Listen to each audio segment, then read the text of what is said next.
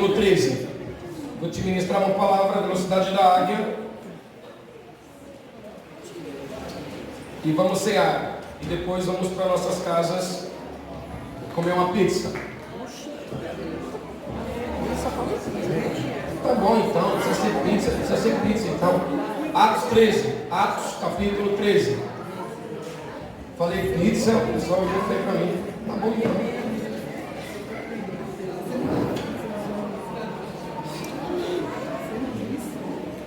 Uma saudação especial a quem está nos assistindo. Deus abençoe tua vida de uma maneira muito especial. E muito obrigado por nos permitir entrar em sua casa. E que toda a unção que está caindo e que vai cair nesse altar a partir de agora te toque aí na tua casa e abençoe tua família em nome do Senhor. Alguém aqui poderia dar um aplauso, um grito ao Senhor por essas famílias que estão nos assistindo agora. Quero ler esse texto, o versículo de número 1 que diz: na igreja em Antioquia havia profetas e mestres. Dois pontos, e é somente essa frase que eu gostaria de ler, mas vou ler o versículo todo para entendimento. Barnabé, Simeão, conhecido por seu segundo nome, Níger, Lúcio de Cirene, Manaim, que era irmão de criação de Herodes, o governador, e Saulo.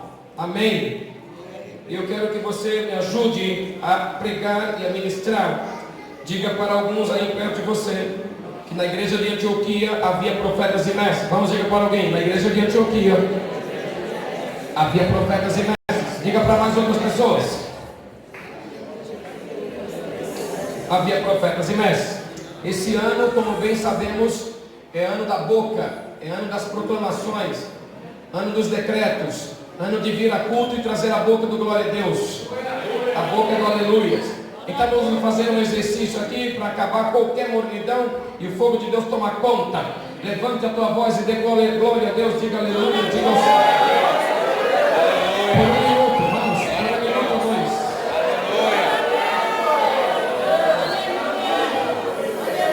Os que têm a habilidade de dar glória a Deus aqui, abre a tua boca, vamos, dê glórias ao Senhor. Dê glórias ao Espírito Santo. Aleluia. Bendito é o nome do Senhor. Levanta as tuas mãos enquanto você dá glórias ao Senhor. Quanto mais você abre a boca e dá glória a Deus, mais a glória vem aqui entre nós.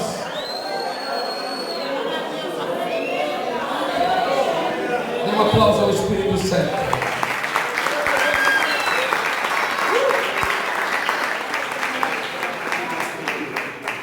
Mas eu estou lendo esse texto de Atos capítulo 13, versículo 1, porque foi com essa palavra que eu acordo hoje. Eu acordo com essa frase: na igreja de Antioquia havia profetas e mestres. Eu acordo com ela, pegou fogo em meu espírito.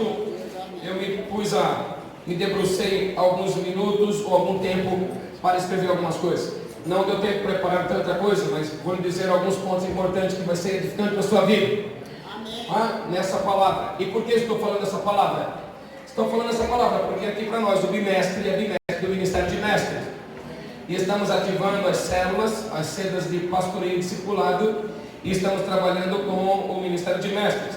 Então nós estamos ministrando uma série de assuntos sobre mestres. Falamos a semana passada sobre discipulado e continuamos falando sobre esse assunto.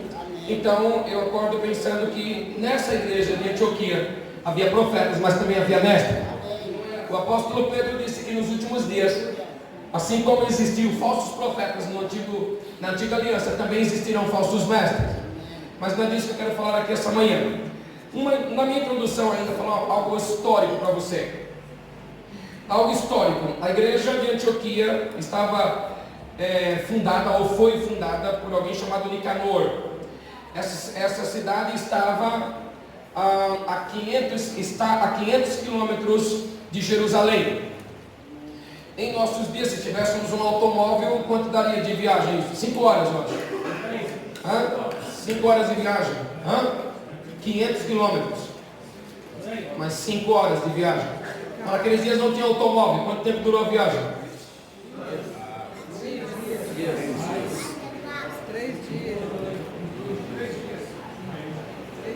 Sei lá. Mas não foram 5 horas. Demorou muito mais que isso. Então era uma cidade ali, em Jerusalém. Jerusalém é a primeira igreja apostólica que nasce nos dias de Atos. Uma igreja cheia da unção do Espírito, como vocês sabem, ali desce o Espírito Santo, ali tem poder de Deus, algo poderoso acontece ali. Da igreja de Antioquia, da igreja de Jerusalém para a igreja de Antioquia, tinha 500 quilômetros, de acordo com a história. Essa cidade, Antioquia, recebeu o nome Antioquia do seu fundador, Nicanor é o nome dele, e ele colocou o nome na cidade em honra ao pai dele. Em honrar o pai, colocou o nome na cidade. O nome Nicanor, também gostei, significa conquistador. Então, só pelo nome de quem fundou a cidade por si só já tem uma unção de conquista. Tem uma unção de conquista. Vai chegar a transformação quando a igreja for estabelecida lá, mas tem uma unção de conquista na cidade. Esse Nicanor é o que aparece. Não se tem total convicção disso, total certeza disso. Espero que sim, ou talvez alguns entrem em alguma contradição, mas me parece que esse é o de Atos capítulo 6, que aparece sendo escolhido para fazer parte do presbitério de diáconos da igreja em Jerusalém, de Atos capítulo 6, o Nicanor. Então o cara não era muito fraco não, se isso é verdade, ele era fundador de uma cidade. Escolheram diáconos poderosos para estar ali. O Espírito Santo fez coisas poderosas. E alguns pontos bíblicos eu gostaria de dizer isso a você. E eu estou dizendo isso exatamente para ressaltar que havia profetas e mestres nessa igreja. Profetas falam de conquista e mestres falam de transformação. Olha, as igrejas que terão conquista e transformação serão igrejas que têm profetas e que têm mestres. Amém. Os profetas ativam conquistas, os profetas abrem o céu, os profetas tiram o inferno da frente, os profetas amarram a boca de Satanás, os profetas tiram o trono do diabo, trazem a glória de Deus para o local que está estabelecido. A conquista vem, conquista pessoal, conquista conjugal, conquista familiar, conquista financeira, vem ao local. Mas somente conquista não funciona, precisa de transformação. E Deus usa mestres para transformar as pessoas. Elas vêm do mundo para fora, parecida com o mundo. Elas vêm do mundo para fora ainda apenas conquistadas. E quando chega dentro da casa de Deus, precisam serem transformadas. Porque só depois de transformada que experimenta a boa, perfeita e agradável vontade de Deus. Então elas precisam ser transformadas. Então Deus usa profetas para trazer conquista. Deus usa mestres para trazer transformação. A igreja de Antioquia, é o que nos parece, é uma igreja de conquista e transformação de famílias. Alguém lembrou da igreja de família? A igreja de Antioquia é uma igreja de conquista e transformação. É uma igreja de profetas, é uma igreja de mestres. É uma igreja que o dom profético está em ênfase. Os profetas ensinavam e os mestres profetizavam também. Os profetas tinham unção para ensino e os mestres tinham unção para profecia. Eram hábeis, ou eles tinham liberdade no dom profético também fluindo sobre eles. Então era uma igreja muito poderosa. Essa igreja então é a igreja de Antioquia. Alguns pontos bíblicos eu resolvi dizer aqui a vocês. Pelo menos 4 ou 5 pontos eu queria dizer. O primeiro ponto que eu queria dizer é que biblicamente é essa igreja que foi perseguida. A igreja de Jerusalém sofre uma perseguição. Nos dias de Estevão sofre uma perseguição. E por causa dessa diáspora, ou essa dispersão do povo em Jerusalém, é que chegou o povo em Antioquia. Judeus saem e vão caminhando e chegam a Antioquia. A perseguição em Jerusalém foi o instrumento que o Espírito Santo usou para que o Evangelho chegasse a Antioquia. Em livro de Atos, capítulo 11 e versículo de número 19. Disse a Bíblia, não precisa vocês lerem, talvez apareça, talvez você me acompanhe, não tem problema. Atos capítulo 11 e versículo de número 19 diz que os que haviam sido dispersos por causa da perseguição desencadeada com a execução de Estevão se espalharam até a Fenícia, Chipre e Antioquia, não divulgando a mensagem a ninguém. Ou seja, houve uma perseguição em Jerusalém.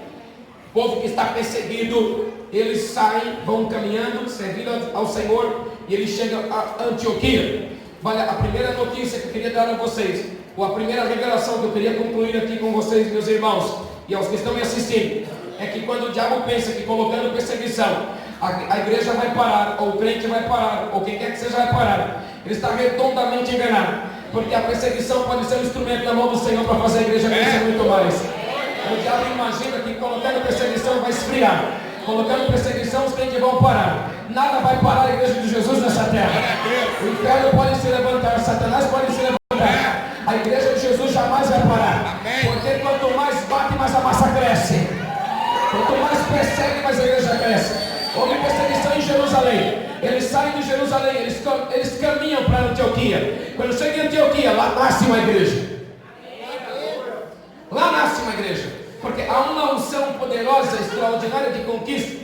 Há um poder de Deus extraordinário ali naquele local. Segundo ponto que eu quero dizer a vocês é que em Antioquia foi fundada a primeira igreja dos gentios. A igreja de Jerusalém, a igreja dos judeus. Os judeus estavam em Jerusalém pensando: Jesus é só nós, Jesus é só meu, ele me pertence só a mim. De repente houve uma perseguição, a dispersão veio, eles se dispersam e vão a Antioquia. Quando chega em Antioquia, lá tem gentios, gente que ainda não eram judeus, e ali nasce uma igreja poderosa. Os irmãos em Jerusalém ficam confusos, porque na cabeça deles, eles lembravam da promessa que Deus disse que mandaria o Messias para os judeus, não para os gentios. Então é a partir de Antioquia que nasce a igreja que estamos vivendo hoje. Na verdade, a primeira igreja dos gentios nasce em Antioquia. É ali que começa Deus dizendo: eu mandei meu filho aos judeus, os judeus os rejeitaram, e agora eu abro para todo o planeta. Meus irmãos, em Atos capítulo 11, versículo de número 20, diz que eles, entretanto, eram de Chipre. Alguns deles eram de Chipre e de Cirene. Chegaram a Antioquia, pregaram aos gregos e apresentaram o evangelho de Jesus. Ali então, exatamente ali, começa uma igreja no meio dos gentios. Os gregos então começam também a servir ao Senhor e começam a adorar a Deus. Irmãos, você e eu sabemos, 2020 abre a década do evangelista. 2020 abre uma década extraordinária. 2020 abre coisas tremendas. O Senhor nos enviará para fazer coisas extraordinárias. Nós vamos falar para gregos, para paulistanos, para brasileiros, para indianos, para africanos, não importa. E vocês sabem que estão dizendo, os evangelistas especialistas no assunto, estão dizendo que é possível que o globo terrestre seja evangelizado em 24 horas. Bom, eu não sei se você já imaginou isso. Alguns anos atrás eu imaginei isso, e agora voltei a imaginar outra vez. Essa década nós vamos subir no transporte público e saudar o motorista com a paz do Senhor. Essa década nós vamos estar em transporte público e vamos dizer a paz do Senhor ao cobrador. Essa década vamos estar em culto como esse aqui. Lá na frente vai passar gente que o mundo não quer mais. Vai passar gente viciada, vai passar gente metida em prostituição, metida em drogas, e o Espírito Santo vai empurrar para dentro da igreja, e elas chegarão aqui, já de mãos erguidas, querendo entregar a vida ao Senhor. Ai, será que estou na igreja certa essa manhã? Essa década, as pessoas serão conquistadas e transformadas pelo poder do Espírito Santo. Irmãos, preparem-se.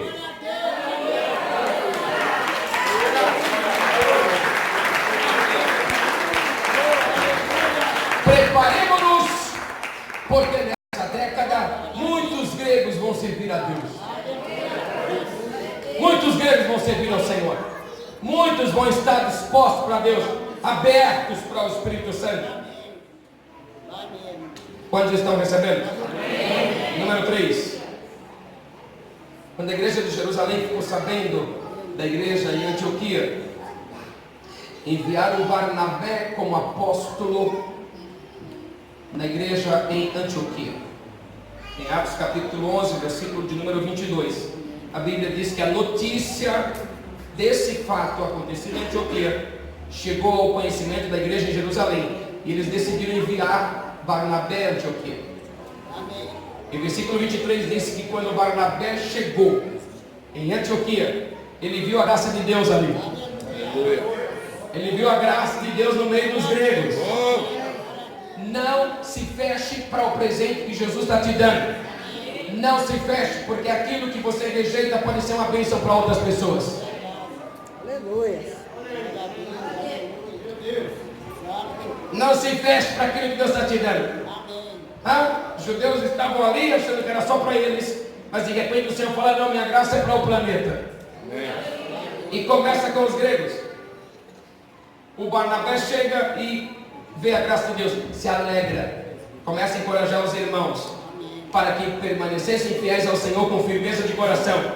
Diz no versículo 24 que Barnabé era um homem bom, cheio do Espírito Santo, de fé, e uma multidão considerável de pessoas acrescentada ao Senhor. Bom, então é nessa igreja que lá de Jerusalém se envia um apóstolo de Deus chamado Barnabé. Ele vai lá e ele é apóstolo da igreja em Antioquia, ou na igreja de Antioquia. E eu vou voltar a comentar sobre esse assunto, por isso eu vou pular para 2 pontos importantes. Número 4, Antioquia foi sede de um ensino apostólico por 1 ano. Barnabé e Paulo sediou um instituto Cabode ali. 1 ano de aula. Eles ficaram dando um ano de aula ali. E a Bíblia disse que pela primeira vez o povo ali foi chamado de cristão. Pequenos Cristos, pela primeira vez. Porque o ensino transforma as pessoas. Amém. O ensino transforma as pessoas. Milionários do mundo inteiro estão dizendo que aquilo que faz alguém ter riqueza, prosperidade e milhões é não parar de buscar sabedoria. Não pare de buscar sabedoria, não pare de buscar informação, não pare de buscar conhecimento. Disse que ficou ali. E disse que nessa escola do apóstolo Barnabé e Paulo, muita gente estudava nessa escola apostólica. Atos 11, 26. E assim que o achou, levou-o consigo para Antioquia. Então durante 1 ano completo, é Cabode isso aqui, 1 ano completo, Barnabé e Saulo se reuniram com aquela igreja e ensinaram a quantas pessoas? Quantas? Vai dobrar o número de alunos no mínimo no ano que vem em Cabode. No mínimo triplicar, no mínimo quadruplicar. Eu falei que eu acordei essa semana e eu estava em um espaço. Eu falei: Deus, já estou num espaço. Mas eu me vi num espaço. Foi um pensamento bom que eu acordo de manhã. E eu me vi num espaço, um pátio no meio. Já vou precisar de outra planta. Um espaço no meio, 9 salas. Uma sala dando aula para ministério de apóstolos, outra sala ministério de profetas, outra ministério de evangelistas, outra ministério de pastor, e comigo mais 4 especialistas em cada ministério. Eu e mais 4 especialistas nos revezando para dar aula nas salas. 9. Então eu tenho certeza absoluta. Quando eu li isso hoje, eu falei: não estou doido não, meu Deus. Eu não estou louco. Haverá muita gente faminta pela palavra no próximo ano. Haverá pouca gente dando desculpa para estudar a palavra. Haverá gente escancarada para a palavra. Haverá pessoas dizendo: eu pagarei qualquer preço. O livro de Provérbios já nos disse isso. Busca sabedoria. Vende tudo que você tem e adquire sabedoria. Porque a sabedoria jamais sairá de você. Eu terei esse grupo. Estou feliz por isso. Então disse a Bíblia que ele vai até ali. Fica 1 ano ensinando, muita gente estudando. E os discípulos pela primeira vez foram chamados ali.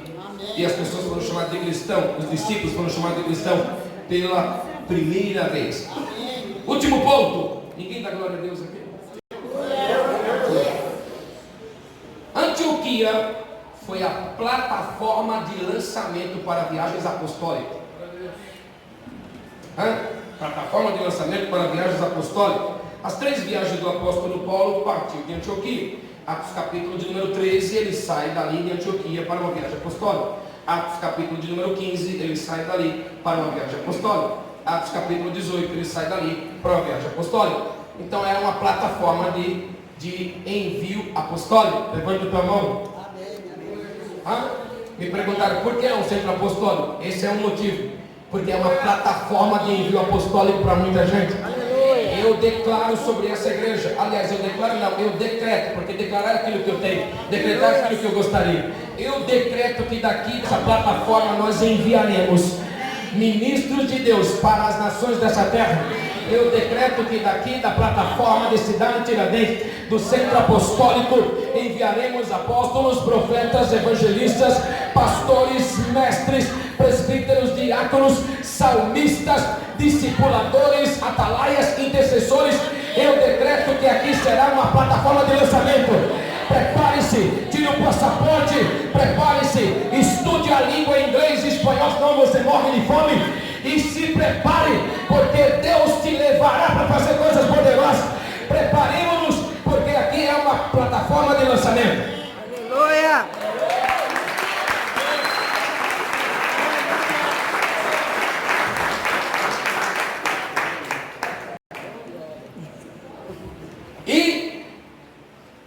E o que?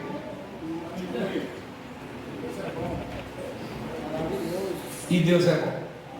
Agora eu volto concluindo no ponto que eu parei. Barnabé foi enviado como apóstolo para a igreja de Antioquia.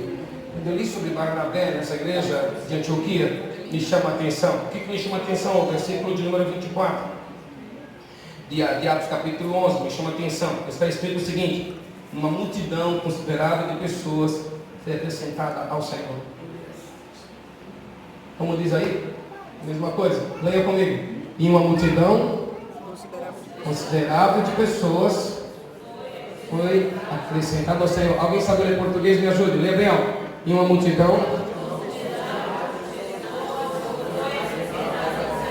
Eu fiquei pensando enquanto eu lia. O que foi que eles fizeram para essa multidão vir? Alô? O que foi que eles fizeram? Eles fizeram alguma coisa. Barnabé é um nome que significa filho. Barnabé, filho do Espírito Santo, filho do consolo. A palavra Bar na Bíblia significa filho.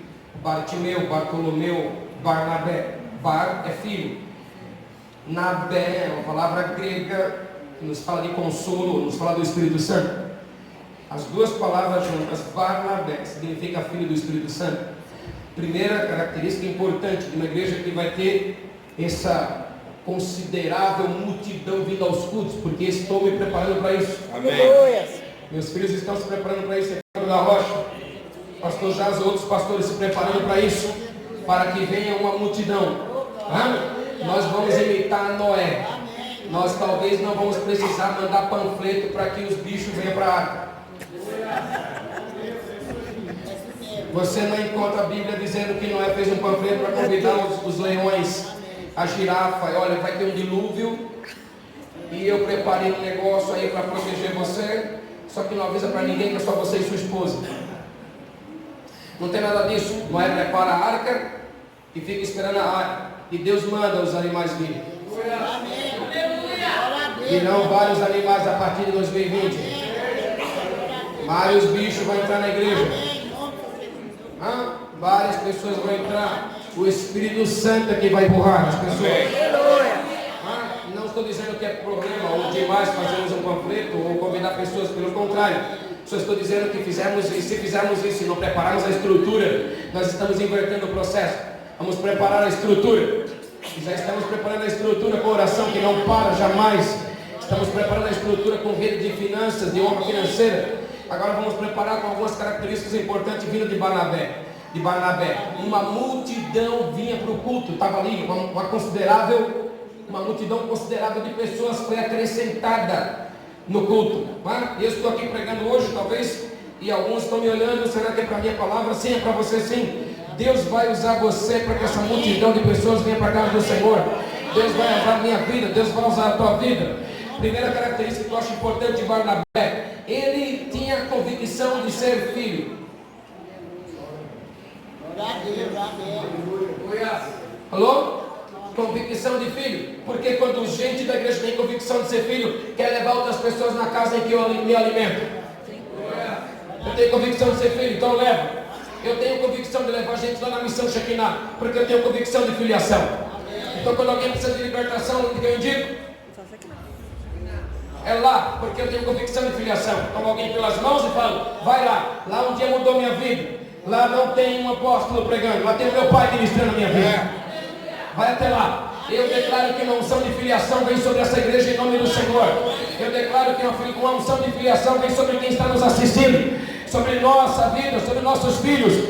Eu declaro que o poder divino vem sobre nós, em nome do Senhor, porque nós recebemos esse poder quando entregamos a vida a Jesus. Barnabé tem uma convicção poderosa de filiação, e ele se move nisso em nome do Senhor. Alguém deveria gritar glória a Deus pelo que eu estou dizendo nessa manhã. Glória a Deus. Disse que Barnabé então vai até Antioquia. Isso está em Atos capítulo 11, do 22 ao 23. Ele vai até Antioquia. Quando chega em Antioquia, ele vê a graça de Deus. Ele vê a graça de Deus. Falei já uma vez e repito outras vezes. Graça tem dois sentidos que eu gosto importante. O primeiro sentido é um favor que eu não mereço, e isso é graça. Mas eu gosto muito do segundo sentido e significado. Graça é poder que me capacita para vencer. Isso é graça. Então, por que Deus começou a acrescentar gente naquela igreja? Porque tinha gente ali que tinha convicção de filiação. Segundo, o povo tinha um poder capacitador para fazê-los vencer a guerra. Eu declaro que esse poder vem sobre essa igreja aqui essa manhã. Eu declaro que vem um poder para você vencer a guerra. Glória! Não tenha medo do tamanho do inferno. Nosso Deus é maior. Ai meu Deus, eu estou na igreja certa. Não tenha medo dos milhares que te cercam, tomando posição contra a tua alma, porque o Senhor está contigo. É Ele que te diz: eu te tomo por tua mão direita e te digo, não temas. Se passarem pelas águas, elas não te submergirão. Se passarem pelo fogo, as chamas não arderão em ti. Eu te tomo pela tua mão e te digo, não temas. O Senhor é quem te leva de forma poderosa. A igreja tem poder para vencer. Unção capacitadora.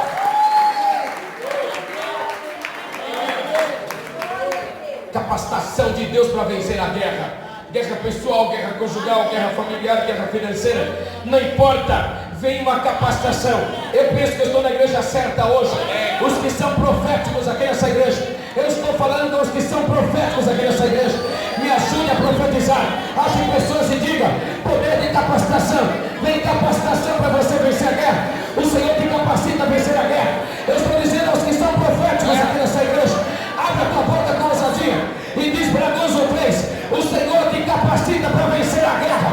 O Senhor te capacita para vencer a guerra. Glória!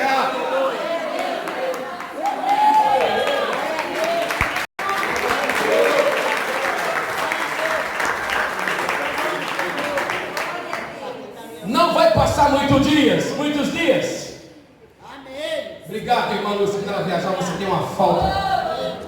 Não vai passar muitos dias. Alguns vão levantar uma poderosa bandeira de vitória. Não vai passar muitos dias.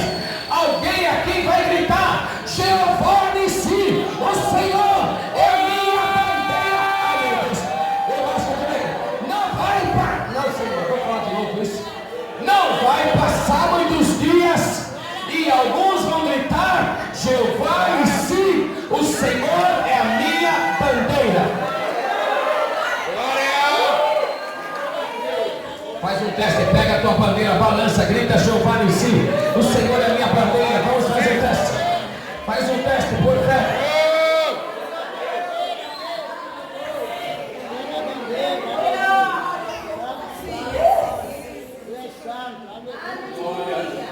A graça nos capacita para vencer. É poder capacitador. Não é na nossa força, é na força do Senhor. Ninguém poderá fazer nada nessa terra se do céu não for lhe dado graça para fazer. Nada, ninguém faz nada. Ninguém pode nada. Nós não somos nada sem Deus. Nós não poderemos fazer nada sem o nosso Deus. Mas com o nosso Deus nós saltaremos muralhas. Mas com o nosso Deus nós faremos proeza. Mas com o nosso Deus nenhum cairá ao nosso lado e 10.000 à nossa direita, mas nós não seremos atingidos. Mas com o nosso Deus, quando o inimigo vier, nós diremos: pode vir, porque maior é que está comigo do que aquele que está aí. Quando os milhares vierem, nós iremos lutar, mas são os que estão conosco. Glória! Aleluia! Barnabé tem a ver com isso. Ele tem convicção de filiação. Letra B, ele tem uma unção capacitadora para vencê-lo. E eu continuei no texto, descobri uma coisa poderosa. Ele se alegrou. Ele se alegrou. Ele chegou ali, viu a graça de Deus. e se alegrou com todos. Com quantos ele se alegrou? Todos. Com todos. Por que será que Deus acrescentou? Porque tinha alegria naquela igreja. Tinha alegria. As pessoas estavam ali, tinham alegria. Era alegria humana, não senhores. Eles estavam debaixo de perseguição. Era alegria circunstancial, não senhores. Eles estavam debaixo de uma perseguição. Não era circunstancial, era residente. Oh, glória. Não era uma alegria por causa da circunstância, é uma alegria porque alguém que é dono da alegria mora dentro de nós. Todos nós conhecemos a expressão de Neemias: a alegria do Senhor é a nossa força. A alegria do Senhor é a nossa força. A alegria fortalece. A tristeza enfraquece, mas a alegria fortalece. As pessoas querem estar numa igreja dessa de gente feliz, de gente alegre, de gente que sabe quem tem crido. Eu fiquei alguns anos pensando, eu vou querer fazer algo para que as crianças, quando terminar o culto, chorem para não ir para casa. Eu fiquei pensando que eu ia ver final de culto e as crianças falando: mamãe, eu não quero ir embora. A senhora está me entendendo? Filha, olha aí para casa. Não quero ir para casa. Eu fiquei na minha casa alguns anos atrás pensando como que eu iria fazer algo para que os pais dissessem de manhã: não quero ir para a igreja, e o filho falasse: o quê? Não, Senhor, nós temos que ir para a igreja, sim, Senhor. E Deus foi bom comigo. Uma arquiteta projetou uma sala de criança, e quando ela veio na última vez, eu falei: eu gostaria de colocar um playground de criança também aqui. Bem ali tem um local que inaugurou, que tem um playground. Ela falou: vou almoçar lá, tirar as medidas e vou colocar o seu playground. Vai ter um playground de criança lá. Eu vou ver terminar culto e as crianças falam: mãe, eu não quero ir para casa. E quando o pai vai falar: hoje a gente não vai. Falar: o quê? Nós iremos sim, Senhor. Eu tenho agenda na igreja. Eu tenho comprometimento na igreja. Preciso ir ao culto. Mas faz umas 3 semanas que Deus usa a boca do meu genro. E ele me disse assim: não vamos ter uma igreja somente para que as crianças se sintam felizes lá, mas que cada adulto que chegue lá se sinta muito feliz por estar naquela igreja. Eu peguei a palavra que saiu da boca dele e fiquei pensando: como eu vou fazer uma igreja para que quando terminar os cultos, os irmãos digam: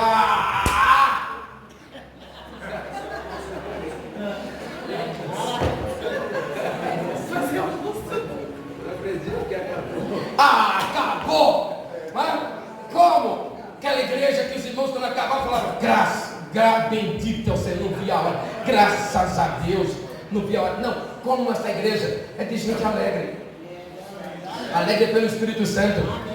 A alegria não tem origem em alma, a alegria tem origem no Espírito Santo. O fruto do Espírito: amor, alegria. A alegria fortalece, a alegria anima, a alegria é poderosa, é contagiante. E uma das coisas boas de gente alegre é que gente alegre está aberta para as pessoas.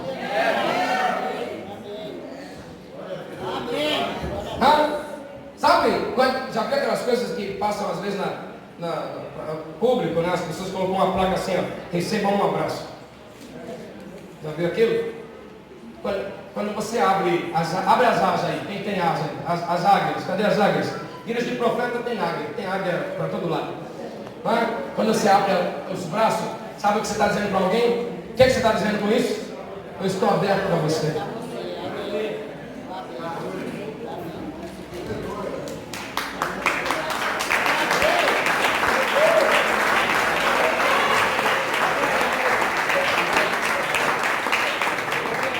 Então por isso Deus acrescentava.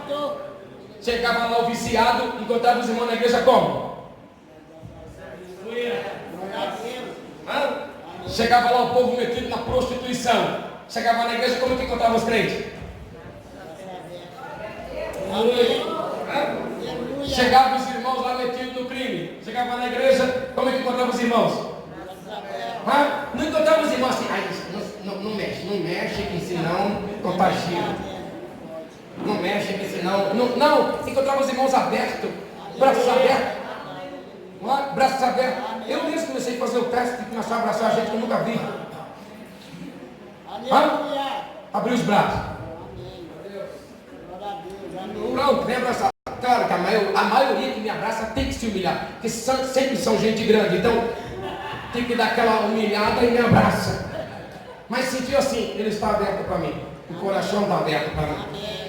Uma igreja de gente alegre, uma igreja de gente feliz. Não porque fica mostrando o siso, porque tem gente que nem tem siso mais. Acho que é o meu caso, um negócio desse. Nem tem siso, mas é por isso que está aberto para Deus e para as pessoas. Eu estou aberto para a pessoa, não para um grupo fechado, para todos. Eu estou aberto. Vamos, aí sentado mesmo, faz um exercício. Abre os braços, deixa que alguém perceba que você está aberto para ele. Vamos lá, faz o exercício. Não tem problema se vai bater no queixo do irmão, sem de amor. Tem que abrir bem esses braços. Você quer abraçá-lo? Pode abraçá-lo, não tem problema. Está aí do lado mesmo? Pode, não tem nenhum problema. Eu estou aberto para você. Glória a Deus.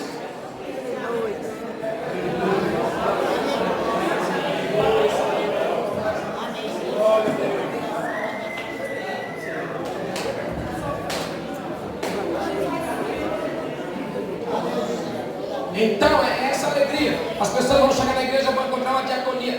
Onde é que congrega a diaconia mais linda do mundo? O presbitério de diácono mais lindo do mundo é que está. Onde congrega? Aqui nessa igreja. Chega aqui na igreja e encontra uma diaconia assim, ó. Olha só. Cadê o braço? O Marcelo parece aquele avião. Parece aquele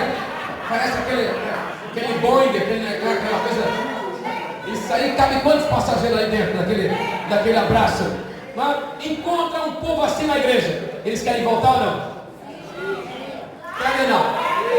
Querem voltar. Não tenha dúvida. Chega na igreja, encontra um povo alegre. Uma igreja que diz: estamos abertos para você. Queremos te abraçar. Aí Deus acrescenta. Eu continuo lendo o texto e vi algo poderoso em Barnabé. Número 1, ele tem convicção de filho. Número 2, ele tem graça, poder capacitador. Número 3, há uma alegria poderosa no meio do povo. E eu olho o número 4, eles se encorajavam um ao outro. Alô? Por isso que essa igreja tinha muita gente. Eles se encorajavam. Vai dar certo, irmão, a vitória é sua, Deus vai fazer coisa poderosa. Então, ou seja, tinha um poder, tinha uma boca muito profética nessa igreja, de se encorajar um ao outro. Você encontra um irmão lá e encoraja-o. Essa igreja realmente flui, cresce, avança. Fica firme, irmão. Tua guerra vai ser vencida. Fica firme, Deus vai te abençoar. Fica firme, continua firme. Eles se encorajavam. Vamos lá, abrir a boca e fazer exercício agora. Acha 3 e encoraja esse irmão aí. Encoraja ele a persistir, a persistir com Deus. Encoraja ele a permanecer fiel no casamento. Encoraja ele a permanecer na palavra. Encoraja ele a permanecer na igreja. Ele está quase desistindo da igreja. Encoraja ele a permanecer. Encoraja ele a permanecer com a família. Encoraja ele a permanecer no Brasil. Ele não tem nação melhor de morar que o Brasil. Aponta alguém, vamos, me ajuda, aponta alguém. E vocês que estão me ajudando. Aponta alguém, abre a sua boca profética. Para quem trouxe a boca, encoraja esse irmão, vamos lá, ajuda ele. Grita para ele aí, fulano, deixa eu te abençoar. Não desista, não pare, flua.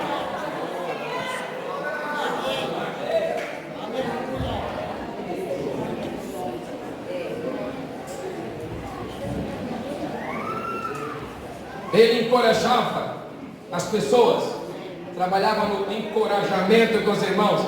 Eu quero encorajar você a continuar firme em Deus. Eu quero encorajar você a continuar firme nesse casamento. Tudo bem se o cabelo está caindo, mas continua firme. O cabelo dele está caindo, misericórdia, mas continua firme. As empresas de estudo capilar está sempre estudando uma forma e parece que está saindo aí uma baba, um creme, um negócio aí que vai dar uma força. Não sei quando, mas agora.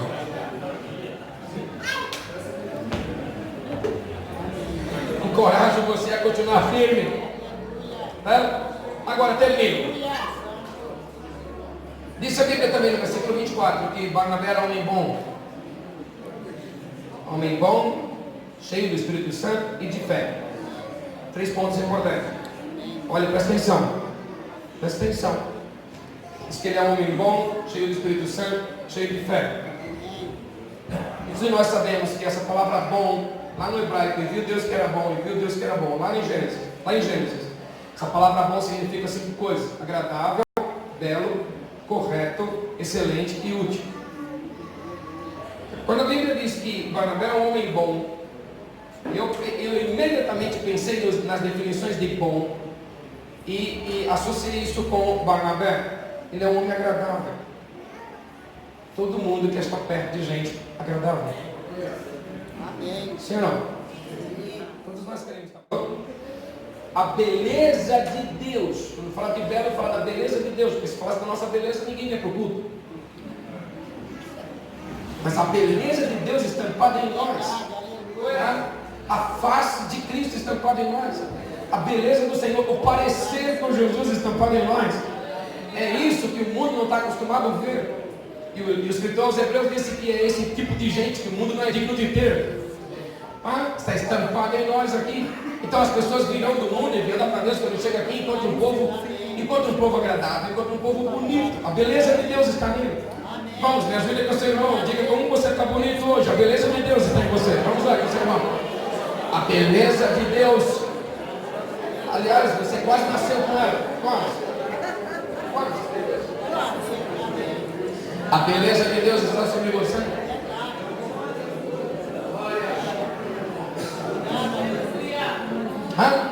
Ele também é um homem correto. A palavra bom também tem a ver com isso. É um homem correto. Correto nas suas transações de negócio. Correto nas suas questões financeiras. É um homem muito correto. Para abençoador, correto. E também fala de excelência. A ideia do serviço com excelência, do trabalho com excelência, de procurar sempre buscando a excelência. E útil. Então Barnabé era útil. Amém ou não? Amém. É um homem muito, muito útil. Bendito é o nome do Senhor. Louvado é o nome do Senhor. Uma neta útil. Tá?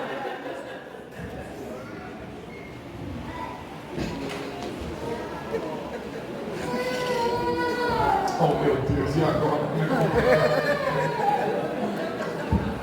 Não, mas eu sou equilibrado. Isso não pode estar acontecendo comigo. Meu Deus, isso não pode estar acontecendo comigo. Não pode estar acontecendo comigo. Meu Deus. Eu sou. Vou pegar já, pega já. Pelo amor de Deus. Irmão, levanta a mão, dê glória a Deus. Pelo amor de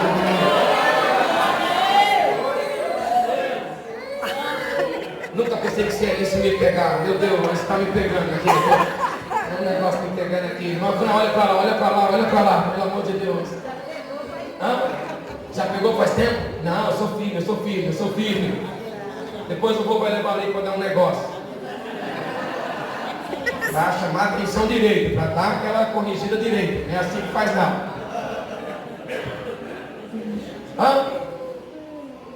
E Barnabé era útil. Tinha utilidade naquela igreja, naquela casa. E outro ponto importante, ela era cheio do Espírito Santo. E por fim, cheio de fé. Cheio do Espírito Santo, cheio de fé. Então, disse a Bíblia, aí Deus acrescentava, versículo de número 24, uma multidão considerada de pessoas foi acrescentada à igreja. Naqueles dias, a igreja de Antioquia. Balança tua mão, Senhor. Fé. Fé é a prática do que você crê. Fé é a prática da crença.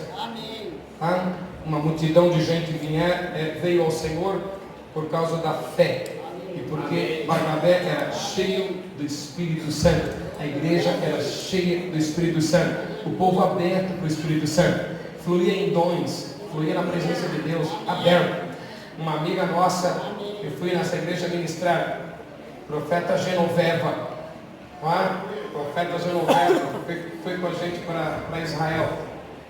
Na igreja, quando eu cheguei na igreja, eu resolvi dizer o texto de Joel. E disse, abri o texto e li assim: e há de ser que depois derramarei do meu espírito sobre toda a carne. Vossos filhos e vossas filhas profetizarão. Eu comecei a ler o texto. Quando eu comecei a ler o texto, a igreja ficou de pé e incendiou. A igreja incendiou. Eu quase não consegui terminar de ler o texto. Eu estava só lendo o texto, eu queria ministrar uma palavra. Se eu estava só lendo o texto, não estava conseguindo ministrar, seria pior ainda. Bem difícil. E eu descobri que aquela igreja veio da renovação carismática. Estavam dentro de uma igreja na renovação carismática, adorando imagens. De repente, eles começam a adorar o Espírito Santo. Eles começam a dar glória ao Espírito Santo, exaltar o Espírito Santo. E um desses dias que eles começam a louvar o Espírito Santo, houve-se então ali um tal de Xaralabacandarabacheriandalabacaia. Gente falando em línguas, poder de Deus. Eles falaram, então vamos tirar as imagens da parede. Tira as imagens. Nasceu uma igreja apostólica em Morro Doce, Profeta Genoveva. Eu fui nessa igreja, e quando eu ministro, a igreja está leve para o Espírito Santo. Você está leve para o Espírito Santo? Amém. Você precisa de quê para você se abrir para o Espírito Santo? Vamos, todos aqui, precisa de quê? Do que você precisa? De um beliscão, de um tribuchão? Do que você precisa? Alguém que leve para o Espírito Santo. Vamos lá, abra-se para o Espírito Santo. Vamos lá. Alguém leve aqui. Alguém leve. Alguém leve para dizer glória a Deus. Santo. Alguém leve aqui.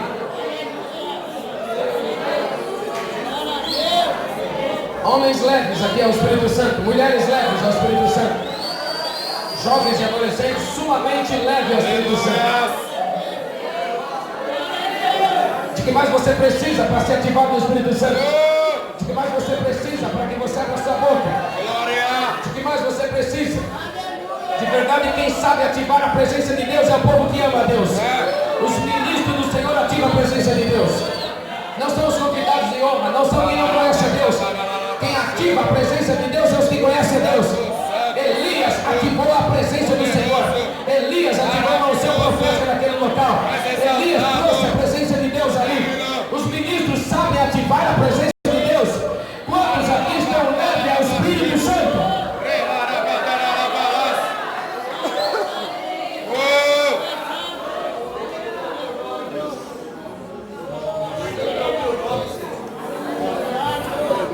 E foi tão violento aquele culto que eu não consegui coordenar muito o culto. Ela me deu uma programação, eu não consegui muito coordenar aquele culto, porque havia muita leveza do Espírito Santo. Era glória a Deus, aleluias, línguas estranhas, era gente de pé, era um mover sumamente extraordinário. Por quê?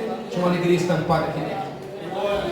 Eu quero abençoar quem está assistindo, declarar que essa palavra toque a tua família, toque o teu coração, toque a tua casa, e haja de verdade na tua vida uma unção, a mesma que foi derramada em Antioquia, seja derramada na tua família em nome do Senhor. Te abençoo. Se você tem uma igreja, abençoa a tua igreja. Se você não tem uma, nos encontre, venha em nosso culto, venha em nossos endereços. Deus te abençoe em nome do Senhor.